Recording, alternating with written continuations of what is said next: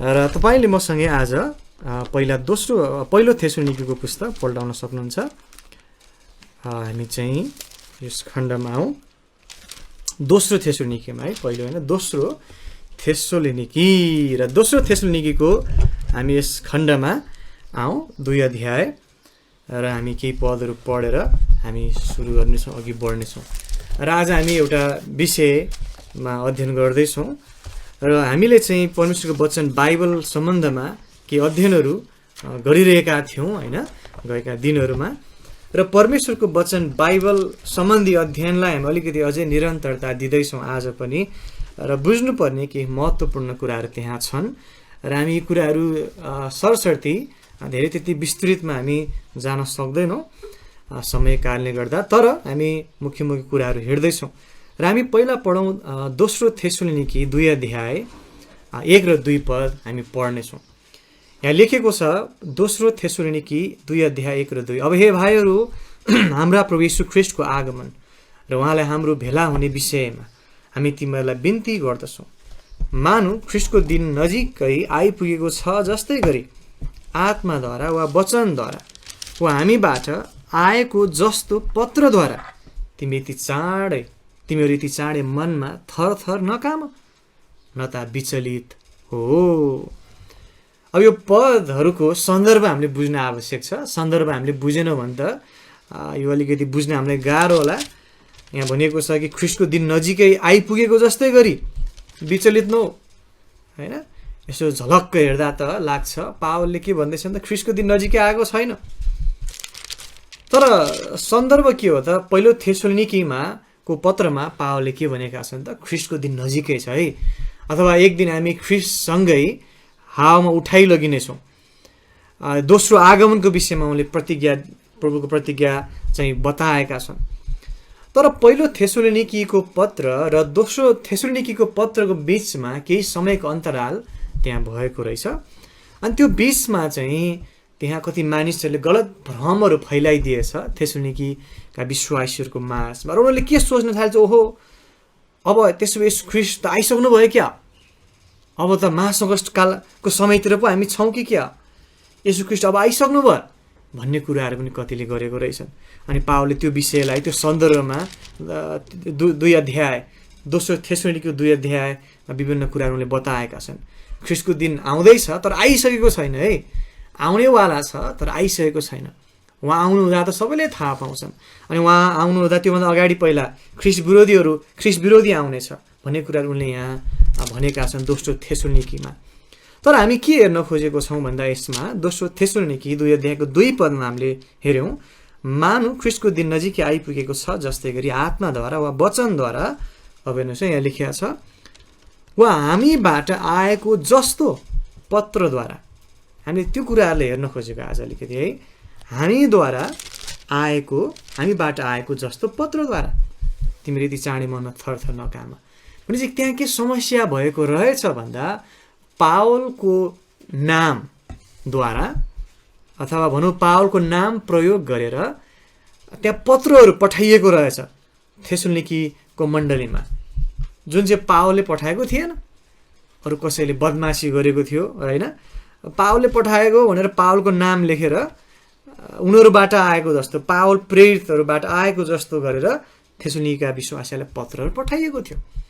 अनि पावलले पनि त्यो पत्रलाई नसुन्नु, त्यसबाट विचलित नहो, हामीले पठाएको होइन, त्यो हामीबाट आएको जस्तो पत्रहरूद्वारा है।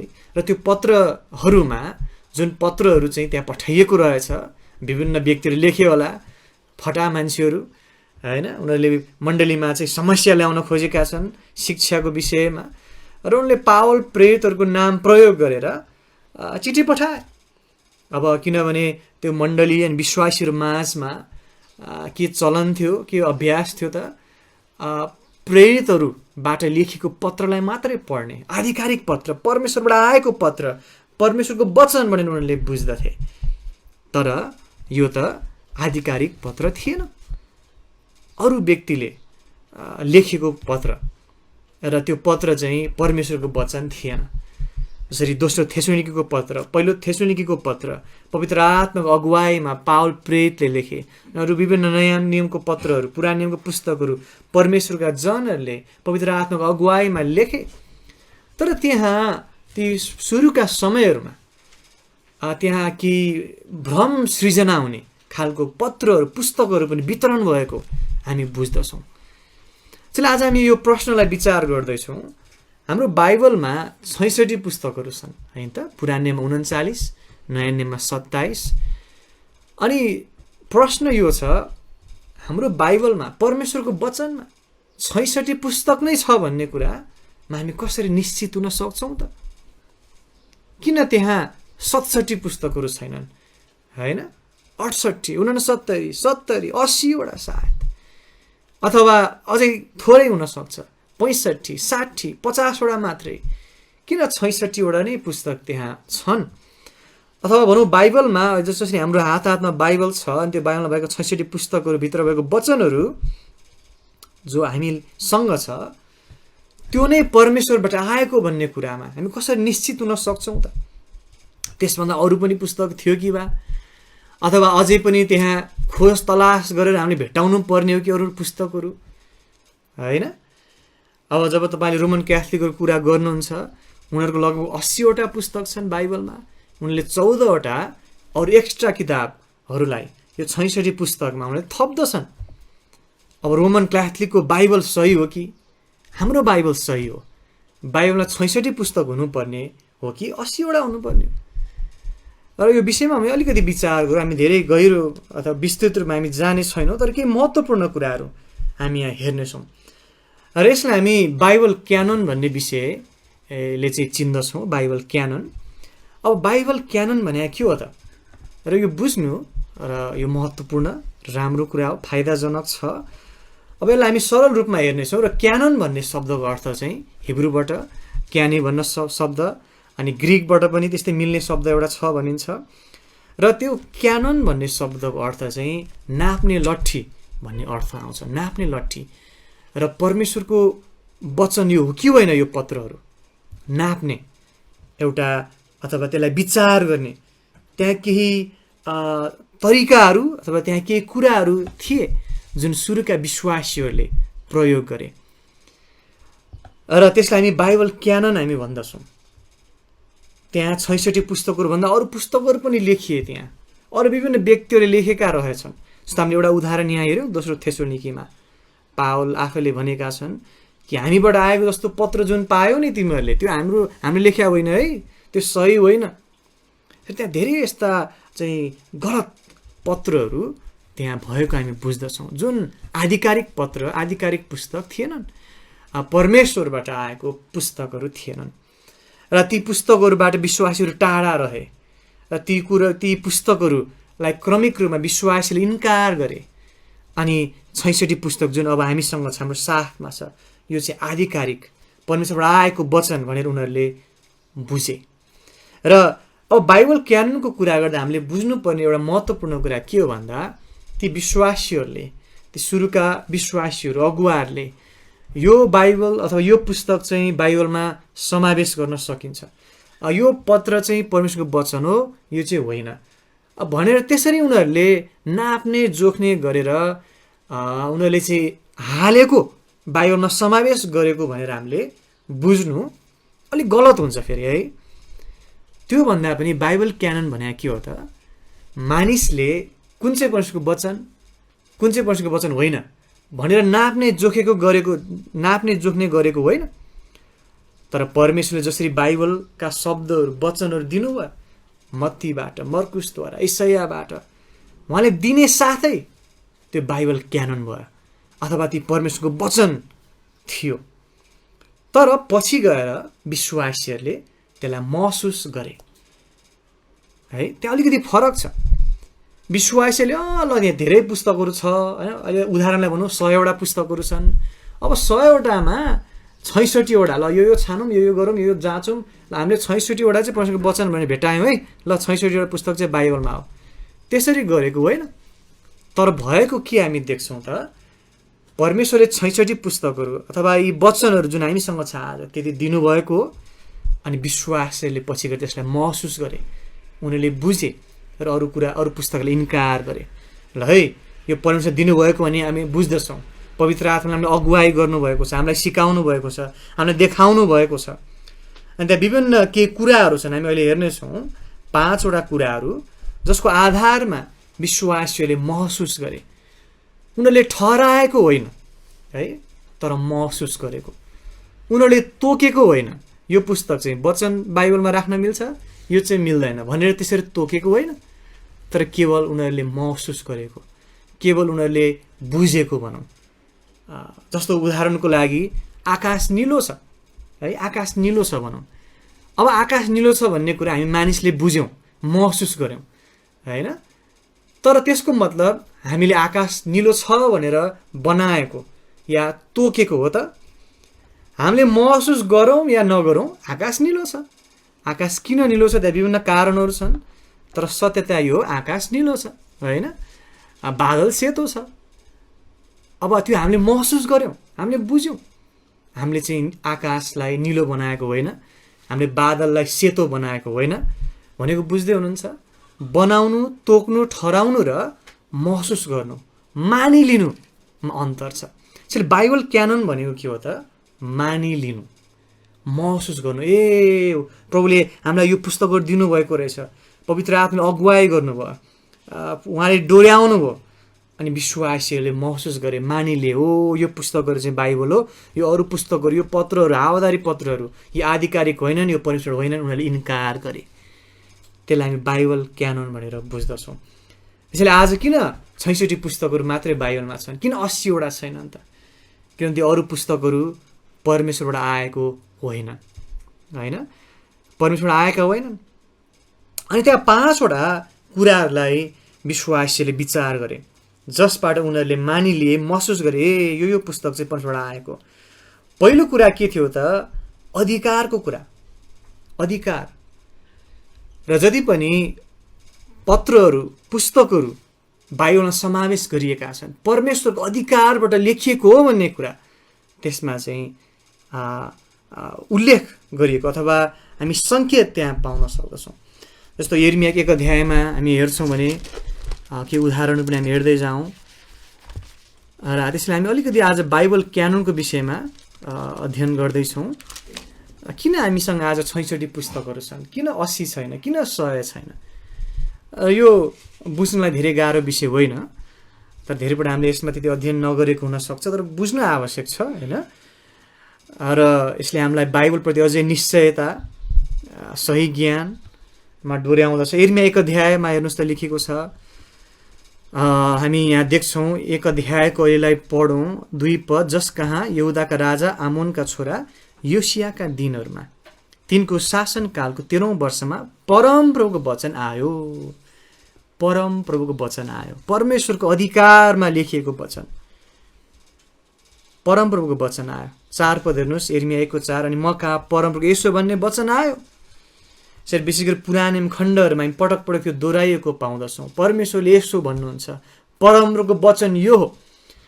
तर धेरै त्यहाँ त्यस्ता पुस्तकहरू त्यहाँ पाइए, पत्रहरू जुनमा त्यो अधिकारको सङ्केत थिएन, परमेश्वरबाट आएको भन्ने कुराको सङ्केत त्यहाँ थिएन। तर त्यति मात्र होइन, अरू कुराहरू पनि विश्वासीले महसुस गरे, विचार गरे। पहिलो कुरा अधिकारको कुरा, कि यो परमेश्वरबाट आएको हो त, परमप्रभुले भन्नुभएको कुरा हो, यो पत्रमा लेखिएको छ।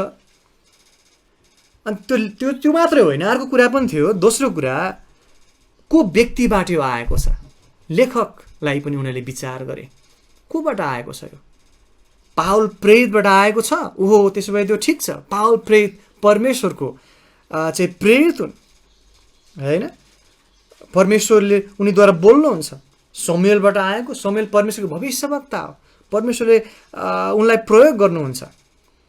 यसरी व्यक्तिलाई पनि उनीहरूले विचार गरे। तपाईँले दोस्रो पत्रुसमा हेर्नुहोस् 1 अध्याय 20 पद, हामी यहाँ देख्दछौँ कि परमेश्वरले आफ्नो वचन मानिसहरूलाई दिनुभयो, तर उहाँले एउटा माध्यम प्रयोग गर्नुभयो, लिखित माध्यम उहाँले प्रयोग गर्नुभयो, आफ्नो वचन प्रकाश गर्न, हामीलाई प्रकट गर्न, देखाउन, बुझाउन। अनि त्यो लिखित माध्यमको लागि उहाँले मानवीय लेखकहरू प्रयोग गर्नुभयो। दोस्रो पत्रुस 1:20 लेखिएको छ र धेरै महत्त्वपूर्ण पद यस सम्बन्धमा। र पहिलो यो जान पवित्र शास्त्रको कुनै पनि भविष्यवाणी आफ्नो निजी व्याख्याबाट भएको होइन। कुनै पनि समयमा भविष्यवाणी मानिसको इच्छाद्वारा आएन, तर परमेश्वरका पवित्र जनहरू पवित्र आत्माद्वारा प्रेरणा पाएर बोले। यसरी परमेश्वरका जनहरू भएको त्यहाँ प्रमाणित हुनुपर्छ। अनि पुरानो नियममा तपाईँले हेर्नुभयो भने त्यहाँ धेरै त्यस्ता आवश्यकताहरू भनौँ, भविष्यवक्ता हुने चरित्रहरू अथवा भनौँ साँचो भविष्यवक्ता र झुटो भविष्यवक्ता बिचको भिन्नताको कुराहरू पनि प्रभुले त्यहाँ दिनुभएको थियो। यदि कोही भविष्यवक्ताले भविष्यवाणी गर्छ तर त्यो पुरा हुँदैन भने ऊ झुटो भविष्यवक्ता भयो, होइन? उसले परमेश्वरको वचन बोलेको होइन। अनि त्यहाँ अरू विभिन्न कुराहरू त्यहाँ थिए, त्यहाँ जाँच्न सकिन्थ्यो, देख्न सकिन्थ्यो। त्यसैले त्यो पनि उनीहरूले विचार गरे। अधिकार अनि लेखक अथवा व्यक्ति को लेख्दैछ भनौँ। र त्यति मात्र होइन, अझै अर्को महत्त्वपूर्ण कुरा दोस्रो कोरिन्थीमा हेर्नुहोस् त, 2 अध्याय, दोस्रो कोरिन्थीको पुस्तक 2 अध्याय, हामी त्यो खण्डमा जाउँ। र अर्को कुरा के थियो त, यो कतिको सत्यतासँग मेल खान्छ भन्ने कुरा तेस्रोमा, है? सत्यतासँग मेल खान्छ कि खाँदैन, अथवा परमेश्वरले वचनमा दिनुभएको सत्यतासँग यो एक रूप छ कि छैन, अथवा बाइबलमा भएको अरू खण्डहरू पुस्तकहरूसँग यो पुस्तकको सत्यता शिक्षा मेल खान्छ कि अथवा बाँच्छ, दाँजिन्छ कि बाजिन्छ। र त्यो पनि धेरै महत्त्वपूर्ण कुरा थियो। र दोस्रो कोरिन्थीको तपाईँले हेर्नुहोस् 2 अध्याय, हामी चाहिँ कहाँ पढौँ भन्दाखेरिमा पहिलो कोरिन्थीमा जाउँ, है? दोस्रो कोरिन्थी होइन, पहिलो कोरिन्थी 2 हामी हेर्नेछौँ। पहिलो कोरिन्थी 2 अध्याय 10 पदबाट सरसरी हेरौँ। तर परमेश्वरले हामीलाई ती कुराहरू उहाँका आत्माद्वारा प्रकट गर्नुभएको छ, किनकि आत्माले सबै कुराहरू तलास गर्नुहुन्छ, परमेश्वरका गहिरा गहिरा कुराहरू पवित्र आत्माले त्यो गर्नुहुन्छ। 11 पद, किनकि मानिसभित्र भएको उसको आत्माले बाहेक अरू कुन मान्छेले मानिसका कुराहरू जान्दछ? त्यही प्रकारले परमेश्वरका कुराहरू पनि परमेश्वरका आत्माले बाहेक अरू कुनै मानिसले जान्दैन। अब हामीले यस संसारको आत्मालाई होइन, तर परमेश्वरबाटका आत्मालाई पाएका छौँ। परमेश्वरबाट हामीलाई सित्तैमा दिएका कुराहरू जान्न सकौँ भनेर ती कुराहरूलाई मानिसको बुद्धिले सिकाएका शब्दहरूमा होइन, तर पवित्र आत्माले सिकाउनु भएको शब्दहरूमा आत्मिक कुराहरूसँग तुलना गर्दै हामी पनि बताउँछौँ। ल हेर्नुहोस्, परमेश्वरका वचनहरू शब्दहरू चाहिँ मानिसका शब्दहरूसँग तुलना गरेर हामीले सिक्ने बुझ्ने होइन, तर आत्मिक कुराहरूसँग तुलना हुन्छन्। परमेश्वरको वचनको एउटा भागका सत्यताहरू अर्को भागको सत्यताहरूसँग तुलना गर्न सकिन्छ, मेल खान्छ, एक रूपता हामी त्यहाँ देख्दछौँ। त त्यहाँ धेरै त्यस्ता पुस्तकहरू थिए, जस्तो अपोक्रिफा भन्नेमा 14 पुस्तकहरू छन्, होइन? मक्काबीस भन्ने, अनि बारुखको पुस्तक, अनि यसरी विभिन्न अरू पुस्तकहरू त्यहाँ छन्, जुन पुस्तकका सत्यताहरू शिक्षाहरू बाइबलको अरू खण्डहरूसँग मिल्दैन, उल्टै जुत्छ। रोमन क्याथोलिकहरूले अपोक्रिफालाई ती 14 अरू पुस्तकहरू जुन अरू मानिसहरूले लेखे त्यो पुस्तकलाई किन आफ्नो बाइबलमा राख्छन् त? ती पुस्तकहरूमा तपाईँले मरेकाहरूको लागि प्रार्थना गर्नुपर्छ भन्ने शिक्षा पाउनुहुन्छ। ती पुस्तकहरूमा तपाईँले पर्गेटरी भन्ने ठाउँ जहाँ चाहिँ मानिस चाहिँ केही समयको लागि पीडामा रहने आफ्नो पापको लागि भन्ने कुराहरूको शिक्षा पाउनुहुन्छ। यसो रोमन क्याथोलिकको शिक्षासँग मिल्ने कुराहरू त्यो पुस्तकमा छ, त्यसैले उनीहरूले त्यो आफ्नो बाइबलमा चाहिँ उनीहरूले समावेश गरेका छन्। तर जब हामी अरू बाँकी पुस्तकहरूसँग बाइबलका खण्डहरूसँग तुलना गर्छौँ त्यो मिल्दैन। जस्तो त्यो अपोक्रिफाको 14 पुस्तकहरूमा तपाईँले कामबाट मुक्ति पाइन्छ भन्ने कुरा सिक्नुहुन्छ, जबकि एउटा रोमीको पुस्तक नै काफी छ जसले हामीलाई प्रष्ट बताउँछ हामी विश्वास र अनुग्रहले मुक्ति पाउँछ। एफिसीमा छ, अनि पुस्तकको चाहिँ बाइबलभरि नै त्यो आएको छ कि मानिसको कामद्वारा होइन विश्वासद्वारा अनुग्रहले मुक्ति पाउने। अब्राहमको समयमा अब्राहमले कामद्वारा मुक्ति पाएन, विश्वासद्वारा उनी धर्मी ठहरिए। तर ती अपोक्रिफाका 14 पुस्तकहरूमा चाहिँ कामद्वारा नै मुक्ति पाउन सकिन्छ। यसरी एउटा बलियो जाँच के पनि थियो भन्दा कतिको बाइबल सत्यतासँग यो एक रूप छ, मिल्दछ। अनि त्यसबाट पनि विश्वासीले महसुस गरे, ठहर्याएको होइन, तोकेको होइन, छानेको होइन, यो पुस्तक चाहिँ बाइबलमा मिल्छ, यो चाहिँ मिल्दैन, त्यसरी गरेको होइन। तर प्रभुले दिइसक्नु भएको थियो, पूर्ण बाइबल लिखित थियो, उहाँलाई ठ्याक ठ्याक थाहा थियो कुन उहाँले दिनुभएको वचन हो, कुन उहाँले दिनुभएको होइन। तपाईँले कुनै चिठी लेख्नुभयो, भनौँ तपाईँले 100वटा चिठी लेख्नुभयो, तपाईँलाई याद हुन्छ नि जो छैन र मैले लेखेको तपाईँको शब्दहरू तपाईँले चिन्नुहुन्छ। अझै परमेश्वरले कहिलेकाहीँ हामी बिर्सौँला, तर प्रभुले बिर्सिनुहुन्न। उहाँलाई थाहा थियो ठ्याक्कै कुन कुन उहाँको वचन हो, कुन कुन उहाँको वचन होइन। अनि उहाँले अगुवाई गर्नु, पवित्र आत्मा अगुवाईमा विश्वासले सुरुका समयहरूमा महसुस गरे, ओहो ल यो 66 पुस्तकहरू चाहिँ परमेश्वरको वचन बाइबल हो, आधिकारिक हो, सत्यता। यो अरू यो जुन भ्रमहरू फैलिरहेछ हाम्रो मण्डलीमा, यो गलत हो, यो इन्कार हामीले गर्नुपर्छ, हामी नझुक्यौँ।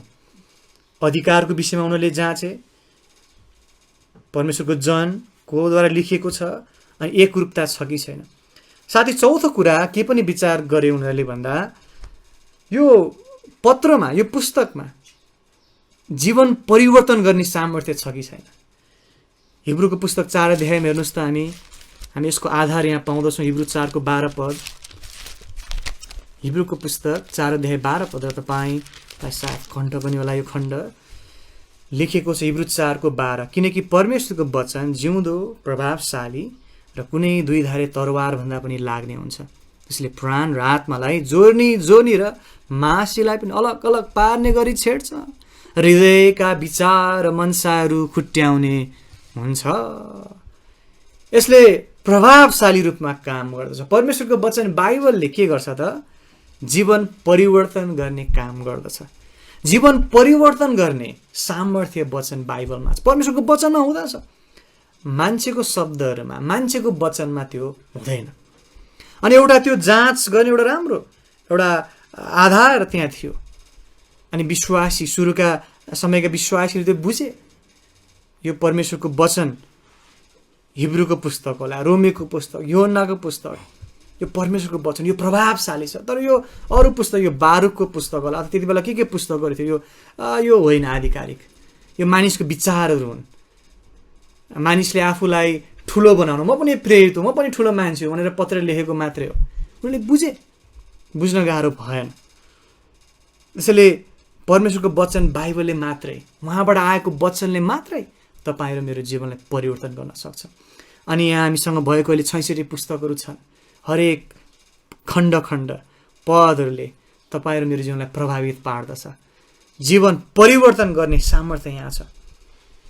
अनि अर्को कुरा, 5औं कुरा के थियो त भन्दा, यो चाहिँ विश्वासीहरू माझमा कति ग्रहणयोग्य ग्रहण गरिएको छ त, त्यसलाई पनि उनीहरूले विचार गरे। पहिलो थेसलोनिकी 2 को 13 मा हेर्नुहोस् त, यहाँ लेखेको छ, पहिलो थेसलोनिकी 2 अध्याय को 13 पद। पहिलो थेसलोनिकीको 2 अध्याय 13 पदमा हामी हेरौँ, यहाँ लेखिएको छ, यस कुराका निम्ति पनि हामी परमेश्वरलाई निरन्तर धन्यवाद चढाउँछौँ, किन जब तिमीहरूले परमेश्वरको वचन ग्रहण गर्यौ, जब तिमीहरूले विश्वासीहरूले परमेश्वरको वचन ग्रहण गर्यौ, जो तिमीहरूले हामीबाट सुनेका थियौ, तब तिमीहरूले यसलाई मानिसहरूको वचन जस्तो गरी होइन, तर परमेश्वरकै वचन जस्तो गरी ग्रहण गर्यौ। अनि यो सत्य पनि हो, ठिक कुरा हो। हामीले जुन तिमीलाई वचन दिएका छौँ, हाम्रो आफ्नो वचन होइन, मान्छेको वचन होइन, यो परमेश्वरकै वचन हो, यो सत्य हो। जस्तै तिमी विश्वास गर्नेहरूमा प्रभावसित काम पनि गर्छ, यो वचनले काम पनि गर्छ। यो अरू हावादारी पत्रहरू जसले लेखिरहेछ हाम्रो नाममा, त्यो पत्रहरू जस्तो होइन। त्यसैले विश्वासीले ग्रहण गरे, तर धेरै पत्रलाई विश्वासीले इन्कार गरे त्यो सुरुकै दिनहरूमा। यो वचन हो, यो आधिकारिक होइन, यो परमेश्वरको जनद्वारा लेखेको होइन, यो परमेश्वरको वचन होइन, यो हावा, यो मान्छेको वचन हो। यसरी विश्वासीहरूले व्यापक रूपमा ग्रहण गरेका थिए र एक मन थियो सबै विश्वासीहरूमा। मोटामोटीहरूमा कोही एक दुईवटा विश्वासीहरू उनीहरू गलत बुझेका थिए होला, होइन, भ्रमित थिए, तर मुख्य रूपमा सबै विश्वासीले नयाँ नियमका समयमा यी 66 पुस्तकहरूलाई आधिकारिक परमेश्वरबाट आएको भनेर ग्रहण गरेका थिए। त्यो पनि एउटा सानो एउटा सङ्केत हो। यसरी त्यो 5वटा कुराहरू उनीहरूले विचार गरे र त्यो 5वटा कुरालाई हेरेर उनीहरूले वचनका पुस्तकहरू छानेको राखेको हो त होइन, फेरि पनि याद गरौँ। उनीहरूले खालि महसुस गरे। प्रभुले पहिल्यै दिइसक्नु भएको थियो 66 पुस्तकहरू होइन। अत सुरुमा त पुरानो नियम ठ्याक्कै 66 पुस्तकहरू थिएनन्, किनभने यहुदीहरूले पुरानो नियमलाई 3 भागमा विभाजन गर्थे। मुख्य रूपमा व्यवस्था, अनि भविष्यवक्ताका खण्डहरू, अनि लेखहरू भनेर। अनि त्यसमा सबै ती 39 पुस्तकहरू अटाउँदथे। अनि साथै पहिलो समुएल, दोस्रो समुएल भने हाम्रो 2टा पुस्तक छ, त्यसलाई उनीहरूले एउटामा राखेका थिए, समुएलको पुस्तक भनेर। पहिलो राजा दोस्रो राजालाई एउटा पुस्तक, राजाहरूको पुस्तक। पहिलो इतिहास दोस्रो इतिहासले गर्दा यसलाई एउटा मात्रै इतिहासको पुस्तक भनेर हो। त्यसरी गर्दा सङ्ख्या अलिकति हेरफेर अलिकति फरक थियो सुरुका समयहरूमा, तर त्यहाँ भएको खण्डहरू, पदहरू, शब्दहरू त्यही नै थिए। र त्यसरी परमेश्वरले विश्वासलाई चलाउनु भयो, देखाइदिनु भयो, अनि प्रष्ट पारिदिनु भयो। यसले आज हामीले शङ्का गर्नुपर्ने, हामी चाहिँ अनिश्चित हुनुपर्ने कुरा केही पनि छैन। हामी बुझ्न सक्छौँ प्रष्ट रूपमा यो परमेश्वरबाट आएको, यो आधिकारिक छ र हाम्रो हातमा परमेश्वरको वचन उपलब्ध छ, कुनै मान्छेको वचन होइन। अनि यो वचन बाइबलमा जो जति हामीसँग छ यसमा थप्नु पर्दैन, घटाउनु पर्दैन।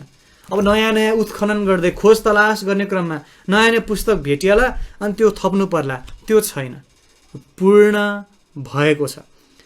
अनि अझ सबभन्दा ठुलो कुरा के छ भन्दा बाइबल क्याननको आधार चाहिँ परमेश्वरको प्रतिज्ञा नै हो। हामीसँग 66 पुस्तकहरू अथवा जति हामीसँग यहाँ छ अहिले हाम्रो बाइबलमा वचनहरू, यो परमेश्वरबाट आएको ठ्याक्कै यसरी नै आयो, योभन्दा बढी छैन, योभन्दा घटी छैन भन्ने कुराको निश्चयता, आधार, बलियो आधार परमेश्वरको प्रतिज्ञा हो। हेर्नुहोस् न, तपाईँले भजन सङ्ग्रह 12 अध्यायमा यसरी निष्कर्षमा भन्नुपर्दा बाइबल क्याननको बलियो आधार परमेश्वरको प्रतिज्ञा नै हो। हामी धेरै प्रतिज्ञाहरू देख्छौँ यस सन्दर्भमा, उहाँको वचनहरू देख्दछौँ। हामी केही हेर्नेछौँ अहिले। भजन सङ्ग्रहको 12 अध्याय तपाईँले पल्टाउनुहोस् र लेखिएको छ 6 पद र 7 पदहरूमा। भजन सङ्ग्रह 12 अध्याय 6 र 7 पद। परमप्रभुका वचनहरू शुद्ध वचनहरू हुन्, माटोको भट्टीमा निखुर पारिएको, 7 पल्ट खारिएको चाँदी जस्तो। हे परमप्रभु, तपाईँले तिनीहरूको रक्षा गर्नुहुनेछ, यस पुस्तादेखि सधैँभरि तपाईँले तिनीहरूलाई जोगाएर राख्नुहुनेछ। विशेष गरी यो 7 पदलाई तपाईँले ध्यान दिएर हेर्नुहोस् त, कति प्रष्ट छ, बुझ्न गाह्रो छैन। कसले रक्षा गर्नुहुनेछ परमेश्वरको वचनलाई? परमप्रभु स्वयंले। केलाई रक्षा गर्ने कुरा गरिएको? परमेश्वरको वचनलाई। कसले रक्षा गर्ने? परमेश्वरले। कहिलेसम्म रक्षा गर्ने? पुस्तादेखि सधैँभरि। पुस्ता पुस्ता पुस्ता पुस्ता मानिसहरू जन्मे मरे, जन्मे मरे, र उनीहरू आए गए मानिसहरू, तर परमेश्वरको वचन सुरक्षित सुरक्षित सुरक्षित यही अवस्थामा, ठ्याक्कै यही रूपमा एक पुस्तादेखि अर्को पुस्तासम्म यसरी अघि बढिरहेको छ, अनि बढिरहनेछ। हामी एक दिन मरेर जानेछौँ, हाम्रो छोराहरू नातिहरू होइन, पुस्ताहरू अब आउँदै जान्छ प्रभुको दिन नआएसम्म। अनि सदाको लागि प्रभुले सुरक्षित राख्नु, कोही मान्छेले होइन, परमेश्वर स्वयंले यसको ठेक्का लिनुभएको छ होइन, जिम्मा लिनुभएको छ, उहाँले रक्षा गर्नुहुन्छ। त्यसैले हामी ढुक्काउन सक्छौँ यस विषयमा कि आज तपाईँ र म सँग परमेश्वरको वचन बाइबल छ हाम्रो हातमा, कि 66 पुस्तक नै परमेश्वरको वचन हो, कि थप्नु पर्ने हो अरू पुस्तकहरू पनि, कि घटाउनु पर्ने हो, त्यसमा कुनै शङ्का छैन। हामीलाई हामी पूर्ण र निश्चित हुन सक्छौँ, हुनु पर्दछ। परमेश्वरको वचन बाइबल हाम्रो हातमा छ, उहाँले यो सुरक्षित राख्नुभएको छ पुस्तादेखि पुस्तासम्म। भजन सङ्ग्रहमा हामी छौँ 33 अध्याय 11 पद पनि हेरौँ त। अब हामी अन्ततिर आएका छौँ। भजन सङ्ग्रह 33 अध्याय 11 पदमा यसरी लेखिएको छ। भजन सङ्ग्रहको 33 अध्याय 11 पद। परम प्रभुको सल्लाह, उहाँको वचनहरू भन्न खोजेको, सदा सर्वदा स्थिर रहन्छ। उहाँको मनका विचारहरू, उहाँको मनसायहरू पुस्ता पुस्तासम्म स्थिर रहन्छ। यसमा हामी चाहिँ अन्योलमा हुनुपर्ने छैन। उहाँले आफ्नो सत्यतालाई जोगाएर राख्नु धेरैले प्रयास गरेका छन्, बाइबललाई नष्ट पार्ने। हामीले भोल्टेयरको विषयमा अलिकति उदाहरण हेऱ्यौँ केही समय अगाडि। उनले बाइबललाई नष्ट पार्न खोज्यो, तर पछि उनकै घरमा छापाखाना खोलियो जहाँबाट बाइबल फटाफट चाहिँ तयार गरियो। हामी आत्तिनु पर्दैन, अथवा जो यसमा चाहिँ अन्यलमा हुनु पर्दैन, उहाँले रक्षा गर्नुहुन्छ। भजन सङ्ग्रह 100 अध्याय 100 अध्याय पनि जाउँ, 5 पद। भजन सङ्ग्रह 100 अध्यायको 5 पद यहाँ पनि लेखिएको छ, किनकि परमप्रभु भला हुनुहुन्छ, उहाँको करुणा सदा रहिरहन्छ, उहाँको सत्यता पुस्ता पुस्तासम्म बनिरहन्छ अथवा स्थिर रहन्छ। यसैले परमेश्वरको प्रतिज्ञामा आधारित छ बाइबल क्यानन। हाम्रो हातमा कि बाइबल छ त आज? योभन्दा बढी हुनुपर्ने, थोरै हुनुपर्ने हो र होइन? ठ्याक्क यही रूपमा प्रभु दिनुभयो, यही रूपमा हामीले पाएका छौँ, जुन आधिकारिक छ, जुन प्रभावशाली छ, जीवन परिवर्तन गर्ने सामर्थ्य छ। अनि फेरि पनि तपाईँ र म नै यसको बलियो साक्षी हौँ एउटा, है। यसले हाम्रो जीवन परिवर्तन गरिदिएको छ। र अरू धेरै खण्डहरू पनि छन्। यशाया 40को 8, मत्ती 5को 18, पहिलो पत्रुस 1को 25। यो खण्डहरूलाई तपाईँले चाहिँ यसो हेर्न सक्नु चाहनु समयमा यशाया 40को 8, मत्ती 5को 18, पहिलो पत्रुस 1को 25 अनि अरू धेरै खण्डहरू छन् त्यहाँ, जसमा हामी प्रष्ट बुझ्छौँ परमेश्वरको वचनको चाहिँ सुरक्षा परमेश्वर स्वयंले गर्नुहुन्छ। अब हाम्रो नाति पनाति अनि त्यसपछि होइन, अब प्रभु आउनु भएन भने जस पछिको पुस्ताले के बाइबल पाउला उनीहरूले? ओहो, के गर्न पाउँदैन होला। अब बाइबललाई एउटा बाइबललाई चाहिँ एकदम राम्रोसँग सुरक्षित राखेर जमिन मुनि गाडेर राख्नु पर्ला, है, सुरक्षित राख्नु पर्यो। अब जमिनमा पनि खन्देला, किराले खाला, एउटा बलियो सेफ डिपोजिट ब्याङ्कमा लगाएर हाल्नु पर्ला। त्यस्तो गर्नुपर्छ? पर्दैन। तपाईँ र मैले त्यसको जिम्मा लिनु पर्दैन। परमेश्वर स्वयंले जिम्मा लिनुभएको छ, उहाँले सुरक्षित राख्नुहुन्छ पुस्तादेखि पुस्तासम्म। आउनुहोस् हामी प्रभु धन्यवाद दिउँ, प्रभुको महिमा भएको साँच्चै नै। त्यसैले हामी यस विषयमा अन्यलमा हुनु पर्दैन, होइन। कोही व्यक्तिले प्रश्न गर्यो तपाईँलाई, कहिले तपाईँ प्रश्न आयो, तपाईँले यो कुराहरू बुझाउन सक्नुहुन्छ, बुझ्नुहोस्, बलियो निश्चयता यसमा लिन आवश्यक छ। बाइबलका जति पनि शिक्षाहरू छन्, ती शिक्षाहरूमा हामीले बेसकन टेक्ने हो कि होइन? मैले त लुलो खुट्टा गरेर हामी टेक्छौँ त? टेक्दैनौँ। यो त बलियो चट्टान हो, स्थिर छ, हल्लिँदैन। यसमा हामी विश्वास नआत्तिकन नडराइकन ड्याङ्ग चाहिँ खुट्टा राख्न सक्छौँ, भरोसा गर्न सक्छौँ र आफ्नो जीवन यसमाथि बसाल्न सक्दछौँ।